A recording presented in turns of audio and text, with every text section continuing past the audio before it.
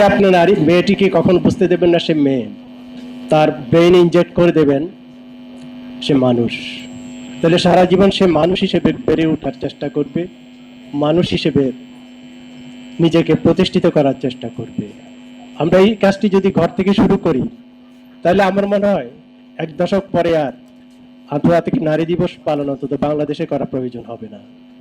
আপনি যখনই আপনার মেয়েটাকে বুঝিয়ে দেবেন, তুমি তো মেয়ে, তোমাকে এইভাবে চলতে হবে, ওভাবে করতে হবে, ওভাবে করতে হবে, তখন তার মাথায় ঢুকে যায় আমি তো সবকিছু করতে পারবো না। এখান থেকে শুরু করতে হবে আমাদের। আমাদের এখানে কয়েক দশক ধরে নারীর ক্ষমতায়নের নামে অনেক স্লোগান হয়েছে।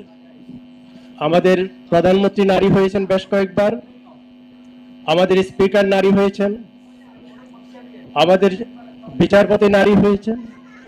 কিন্তু আপনি যারা আজকে সামনে বসে আছেন, আমি জানি নারীর কি ক্ষমতায়ন হয়েছে? হয়নি। নারীর ক্ষমতায়ন এইভাবে হয় না। নারীকে প্রতিনিয়ত স্ট্রাগল করে তার জায়গা দখল করে নিতে হয়।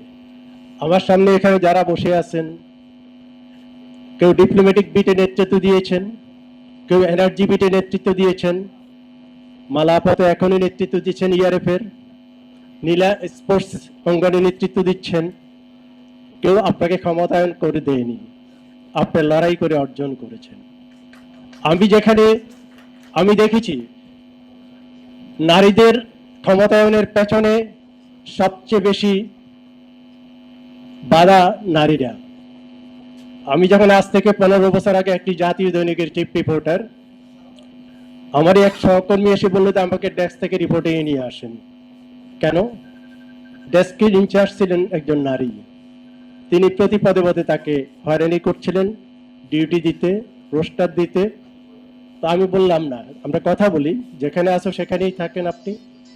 কিন্তু 3 মাসও সেটা আমরা ঠিক করতে পারিনি, পরে তাকে রিপোর্টিং এ আমার অধীনে নিয়ে আসতে হয়েছে।